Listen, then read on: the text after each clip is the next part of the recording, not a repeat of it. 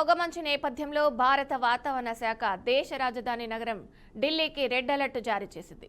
ఢిల్లీలో 100 మీటర్ల దూరం దాకా కనిపించనంతగా దట్టమైన పొగమంచు అమలుకుంది. ఇక రోడ్డు, రైలు, విమాన రాకపోకలకు తీవ్ర అంతరాయం ఏర్పడుతుందని వాతావరణ శాఖ హెచ్చరికలు జారీ చేసింది. ఇక దీంతో ఢిల్లీ నుంచి బయలుదేరాల్సిన 150కి పైగా విమానాలు రద్దయ్యాయి.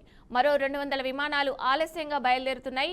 ఇక అలాగే ఉత్తర భారత్లోని పంజాబ్, హర్యానా, ఢిల్లీ, ఉత్తరప్రదేశ్, మధ్యప్రదేశ్, బీహార్ రాష్ట్రాలను కూడా పొగమంచు కమ్మేసిందని ఐఎండీ పేర్కొంది.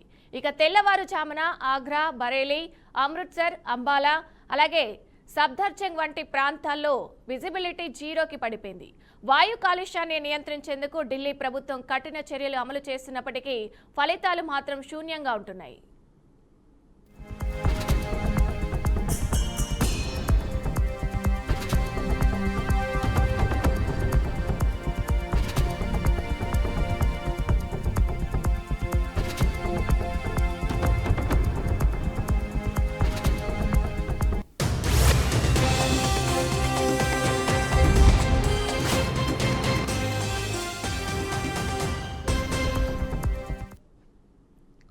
తీవ్రమైన పొగమంచు నేపథ్యంలో భారత వాతావరణ శాఖ దేశ రాజధాని నగరం ఢిల్లీకి రెడ్ అలర్ట్ జారీ చేసింది. ఢిల్లీలో 100 మీటర్ల దూరం దాకా కనిపించనంతగా దట్టమైన పొగమంచు అలుముకుంది. ఇక రోడ్డు, రైలు, విమాన రాకపోకలకు తీవ్ర అంతరాయం ఏర్పడుతుందని వాతావరణ శాఖ హెచ్చరికలు జారీ చేసింది.